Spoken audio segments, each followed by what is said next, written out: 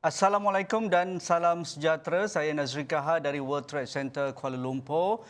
Menjelang Pelaraya Negeri Melaka dan situasi dan suhu politik negeri Melaka semakin hangat, biarpun pengumuman terkini daripada Kementerian Kesihatan Malaysia tidak membenarkan sebarang perhimpunan dan perjumpaan politik secara fizikal, sama ada mesyuarat, sama ada kempen, sama ada pertemuan ataupun perasmian bilik-bilik gerakan politik, semuanya tidak dibenarkan atas nama Pelaraya Negeri Melaka.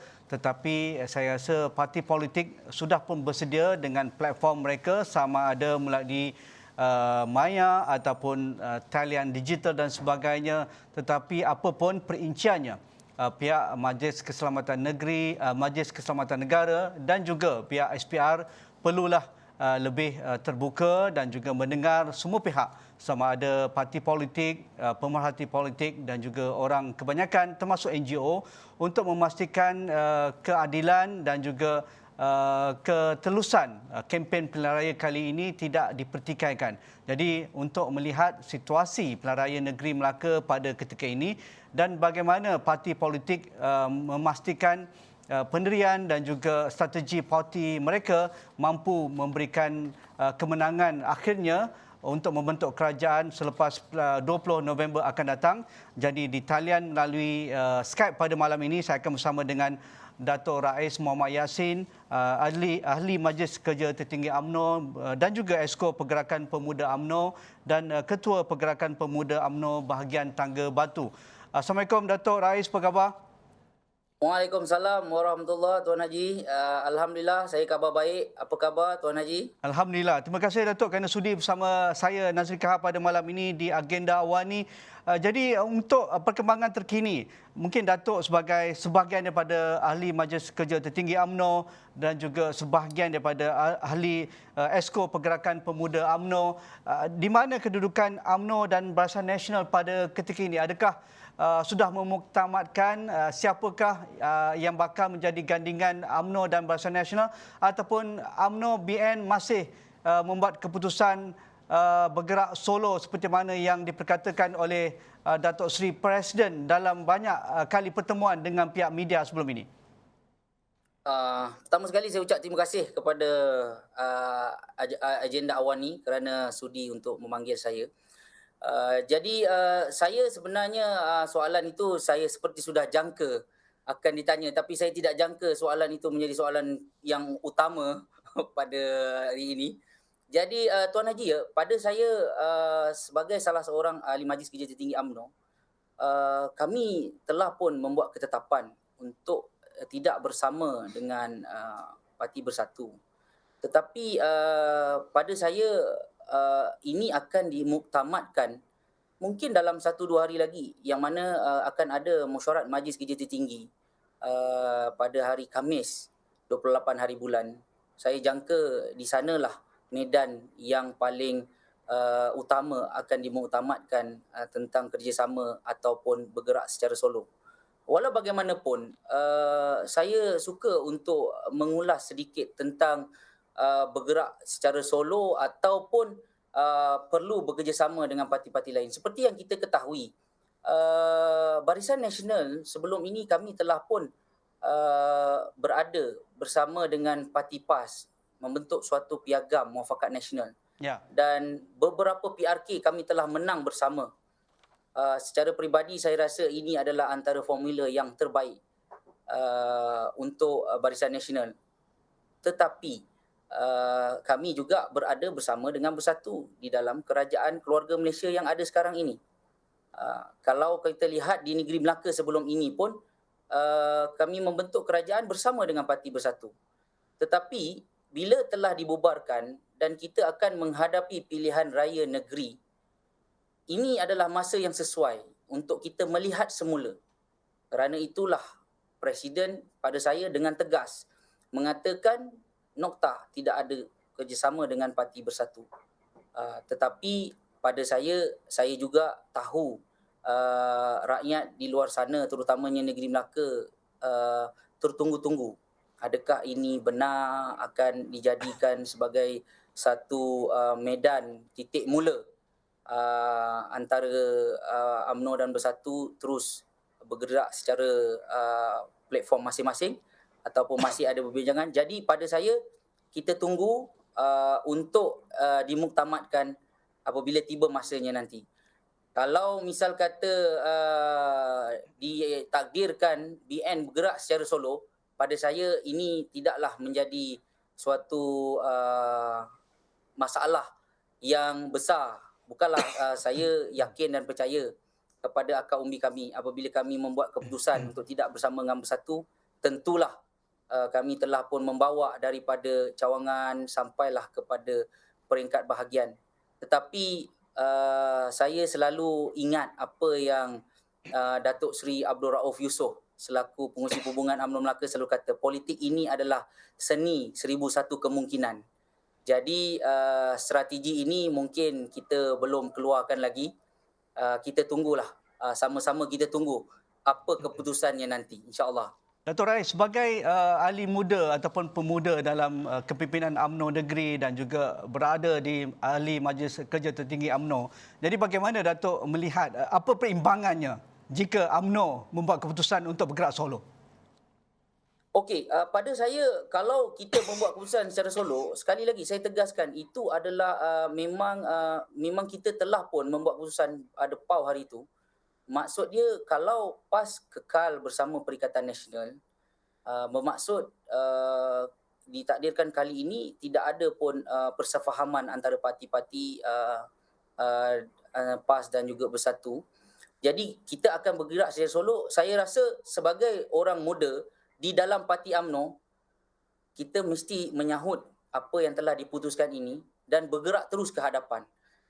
Saya mengajak kawan-kawan saya pemuda di luar sana, kita mesti yakin kenapa Barisan Nasional ini daripada dulu kita tidak mempunyai masalah. Kalau kita tengok sebelum PRU 14, penerimaan terhadap parti UMNO Barisan Nasional ini adalah sangat memberangsangkan. Kalau di Melaka ini diibaratkan seperti kubu kuat. Mungkin saya sendiri pun tidak jangka akan kekalahan pada PRU 14 tempoh hari. Yeah. Tetapi apa yang berlaku sekarang ini kita mesti faham. Ketika itu rakyat dijanjikan dengan pelbagai-bagai benda yang tidak pun ditunaikan. Jadi kalau kita balik dan pilih kepada kestabilan, saya rasa kita boleh bergerak secara solo. Jadi apa yang Datuk rasa UMNO perlu pelajari juga selepas kekalahan Pelaraya Umum ke-14 dan langkah Sheraton dengan gabungan Bersatu dan juga PAS dan juga rakan-rakan yang lain, tetapi apabila UMNO mendapat sedikit kuasa semula dan dalam kerajaan keluarga Malaysia sekarang termasuk menjadi ketua menteri di Melaka, adakah UMNO merasakan tidak perlu ada gandingan, tidak perlu ada rakan sekutu kerana UMNO yakin dengan sejarah lampau apabila berkuasa itu UMNO nampak yang lebih jelas berbanding ditimpa kekalahan, barulah ada rakan gandingan ataupun parti-parti lain yang perlu diajak berunding dan sebagainya. Adakah dua pandangan yang berbeza ketika UMNO menjadi pembangkang, ketika UMNO ada kuasa sedikit dan UMNO mula rasakan UMNO ada kekuatan yang perlu dipertahankan? Saya sebenarnya memang ingin menarik perhatian Tuan Haji. Saya sebenarnya juga merupakan setiausaha pemuda Muafakat Nasional. Jadi pada saya sentiasa percaya kepada formula Muafakat Nasional. Sehingga ke hari ini saya percaya. Tetapi politik ini kadang-kadang Tuan Haji, dia nampak di atas kertas itu mudah. Yeah. Tetapi apabila tiba waktu kita ingin membuat keputusan itu, segala perkiraan perlu diambil.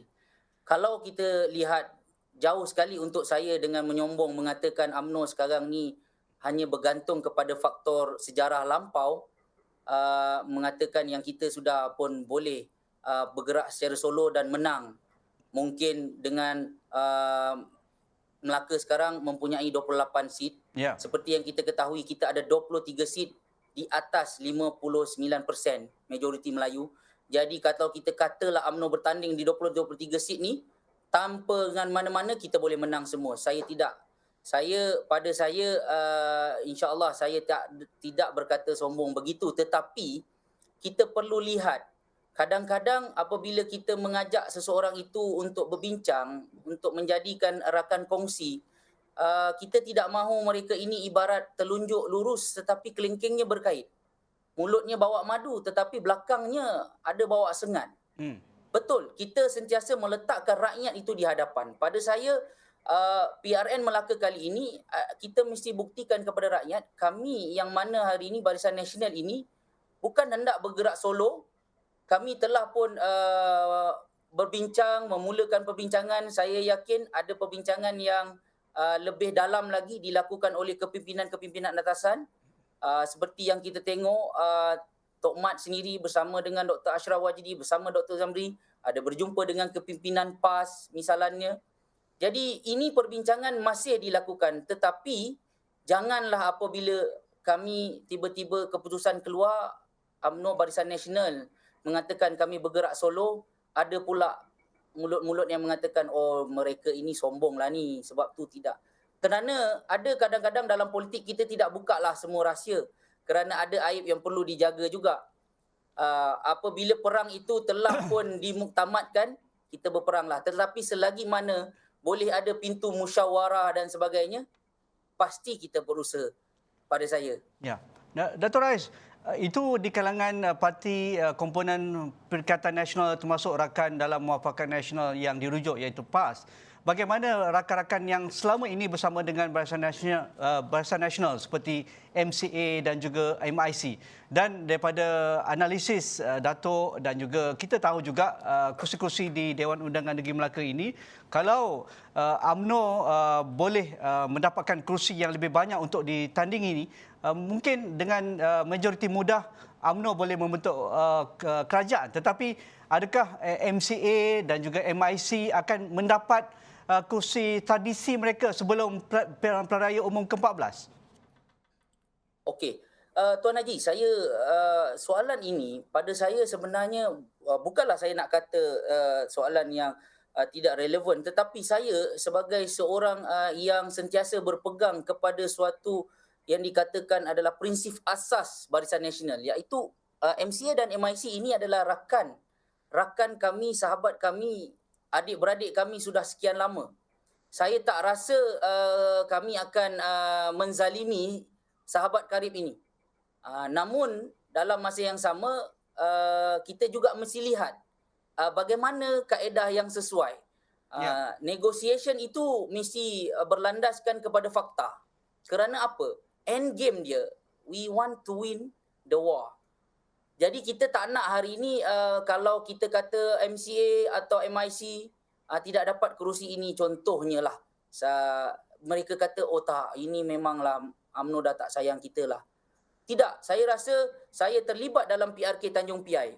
Bagaimana sukarnya untuk akhirnya menentukan dan akhirnya kita memilih calon daripada MCA juga kekal di kerusi itu. Dan Alhamdulillah we deliver the seat for the Barisan Nasional. So maksud dia, saya tak rasa untuk MCA dan MIC adalah sesuatu yang sukar untuk dibincangkan. Kalau saya lihat sekarang di tempat saya sendiri, di Tangga Batu, kami mempunyai satu seat Don Klebang.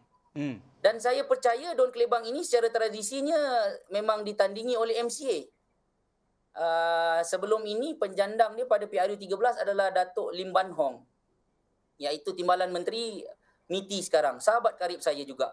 Dan kalau akhirnya di situ mempunyai majoriti Melayu 66.1%. Kalau kita kira daripada apa kiraan asasnya, oh no, kali ini pulanglah balik kepada UMNO. Tetapi kalau tanya saya cakap bolehlah kalau menyentuh, kita bagilah kepada UMNO. Namun kalau parti Barisan Nasional membuat keputusan kita kekalkan itu sebagai MCA, saya yakin dan percaya jentera akar umbi parti Don Klebang pasti akan bergerak bekerja tanpa berbelah bagi untuk MCA. Cuma kita mesti lihat dinamika politik waktu sekarang ini. Jadi parti-parti komponen juga mesti berbesar jiwa, berbesar hati. Mungkin ada A, ada B, kita kenalah lihat di situ. Tapi dari aspek real politik, ataupun realiti politik di bawah dan realiti politik nasional dan juga negeri. Adakah Dato' Rais merasakan MCA dan MIC pada kedudukan yang terbaik untuk deliver? Kalau dilihat kawasan-kawasan yang tradisinya diletakkan calon rakan komponen BN ini, terutamanya di kawasan bandar, kawasan bercampur, di Kota Melaka, termasuk di Kelebang, di Gadik dan sebagainya. Pandangan Dato' Rais? Kalau contoh di kawasan bandar, kita semua memang cukup faham. Saya rasa parti DAP sekarang, contohlah, saya rasa parti pembangkang memang DAP ataupun Pakatan Harapan, tapi tunjangnya adalah DAP lah. Mereka mungkin dah menganggap ada 5 ataupun berapa seat di Kota Melaka misalnya, inilah adalah memang dia punya fixed deposit. Suatu ketika dahulu kita mengatakan Johor adalah seperti itu. Oh, ini deposit parti memang negeri Johor ni adalah UMNO. Tapi apa jadi waktu sekarang? So pada saya politik ini kalau kita lihat secara betulnya, MCA maupun MIC mereka masih boleh berusaha untuk menarik lagi pengundi-pengundi, khasnya pengundi-pengundi Cina ataupun pengundi-pengundi India di kawasan yang diberikan kepada mereka. Jangan sangat bergantung kepada undi Melayu. Namun pada saya juga, kalau diberi contoh di Parlimen Kota Melaka, di Don Kota Laksmana misalnya, beri kepada MCA, mereka perlu berjiwa besar dan bertanding di situ. Dan kami sebagai jentera Barisan Nasional, pastinya ada cawangan-cawangan UMNO, jentera-jentera UMNO yang ada di situ akan bantu sama-sama. Kalau tanya saya dari segi politik nasional, kita setia kawan, Tuan Haji. Jadi kita akan tetap bantu. Tetapi mereka juga mesti ada semangat untuk membangunkan diri mereka, untuk merelevankan bersama parti-parti mereka pada saya.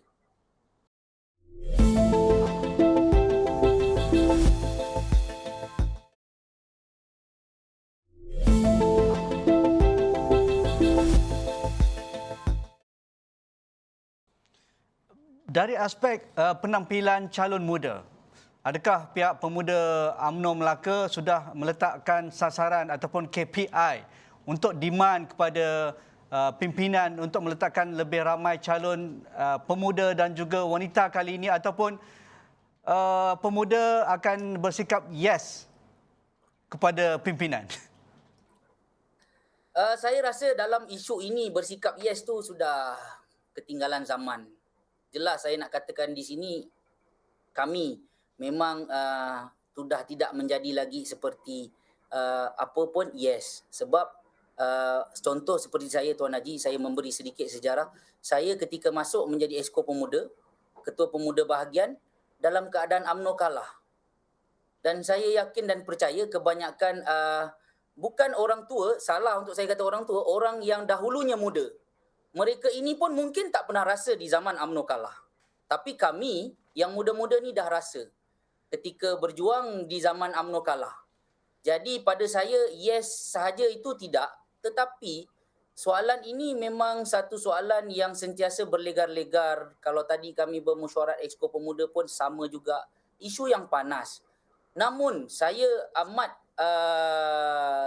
ingin menarik perhatian yang sebenarnya pada saya Presiden telah pun menetapkan 3 kriteria utama dalam pemilihan calon ini, iaitu winnable, likable dan acceptable. So kalau calon muda ini boleh mendapat indikasi 3 ini, kenapa tidak? Kenapa tidak diketengahkan? Kenapa tidak diberi peluang?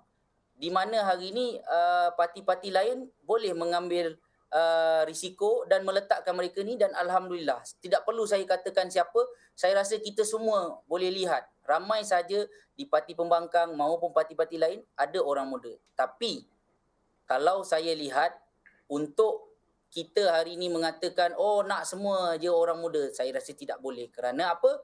Muda dan juga dahulunya muda ini mesti bergerak seiringan, bergandingan, complement each other.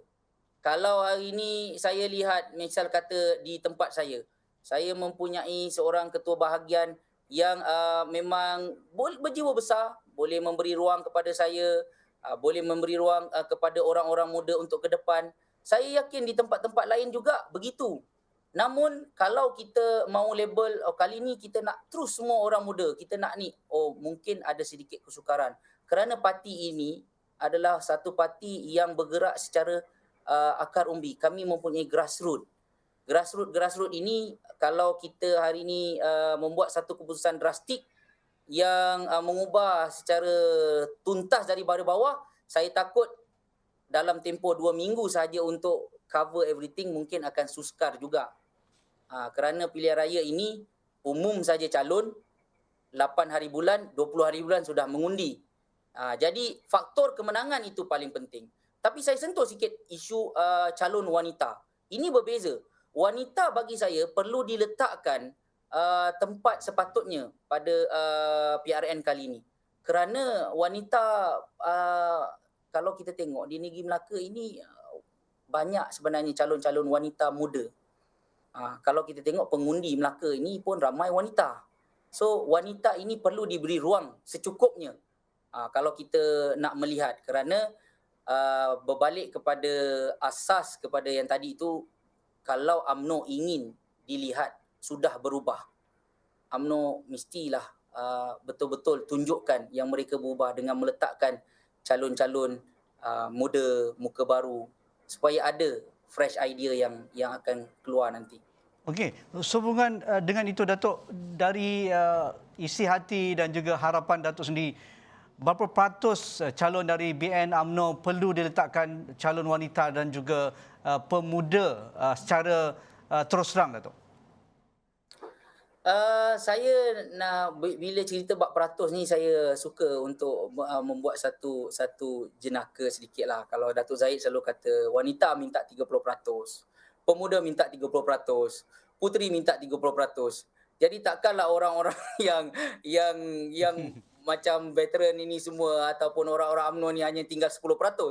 So Tuan Haji, saya rasa it's not fair untuk letakkan peratusan. Tapi cukuplah kalau kita kata daripada 23 ataupun 21 ataupun 19 ataupun berapa saja kerusi yang UMNO bertanding, mesti ada significant numbers yang fresh face. Kita menunggu saat itu pada 8 hari bulan, Datuk. Bergerak ke hadapan dengan larangan terkini pihak KKM tidak membenarkan sebarang pertemuan fizikal, kempen secara fizikal bersemuka, pembukaan bilik gerakan dan perjumpaan dengan ahli-ahli parti dan sebagainya secara bersemuka. Maksudnya semuanya di-ban, tidak dibenarkan. Apa reaksi Datuk Rais tentang hal ini? Saya rasa yang ini sebagai ahli majlis kerja tertinggi di dalam parti UMNO ini, saya ingin mengambil perhatian. Saya rasa apa yang saudara Tuan Khairi Jamaluddin selaku Menteri Kesihatan ketika awal-awal beliau mengumumkan SOP ini, saya rasa itu perlu diberi perhatian kerana kita kena faham SOP ini sebelum dikeluarkan ini dah tentu juga telah dibuat kajian secara menyeluruh oleh MKN. Jadi sentimen rakyat juga perlu diambil kira. Kalau saya tengok rata-rata berasa lega. Walaupun seperti saya kata tadi, Tuan Haji, yang Melaka tetap jam. Tiap-tiap minggu trafik memang masuk penuh kereta. Tetapi bila tiba berkaitan dengan politik ini, tiba-tiba kita akan menjadi sensitif. Dan dalam waktu ketika sekarang ini, varian-varian Delta masih ada.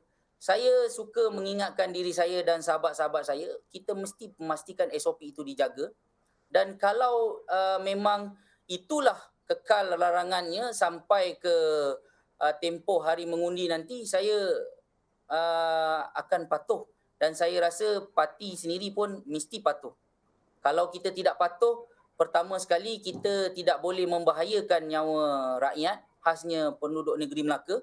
Dan yang kedua dia adalah kita juga akan menempah kesusahan kerana rakyat akan marah kita apabila apa pun berlaku selepas ini.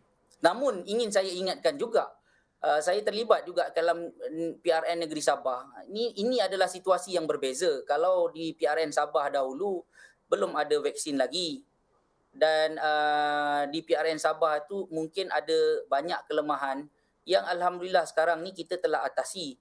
Melaka pun telah melebihi 90%. So saya mendengar perbahasan Datuk Seri Ahmad Maslan pada sidang parlimen tempoh hari yang meminta kalau boleh bolehlah dilonggarkan sedikit SOP tu. Contohnya kalau kami tidak boleh berkempen, berceramah secara besar-besaran, bagilah ruang dan peluang at least kita boleh turun berkempen dalam skala kecil, rumah ke rumah, dan dengan patuh SOP yang sepatutnya. Pasal Okey. kita menghadapi pilihan raya. Betul. Dan itu juga yang kita ingin dengar daripada pihak SPR. Pihak SPR perlulah lebih proaktif, memberikan butiran lebih lanjut berkaitan dengan SOP kempen Pilihan Raya Negeri Melaka dan ditunggu-tunggu oleh semua parti politik dan juga jentera politik termasuk orang ramai. Terima kasih Datuk Rais Muhammad Yassin, Ahli Majlis Kerja Tertinggi UMNO dan juga Esko Pergerakan Pemuda UMNO. Itu saja agenda awani pada malam ini menjelang Pilihan Raya Negeri Melaka. Assalamualaikum, kita jumpa lagi. Terima kasih.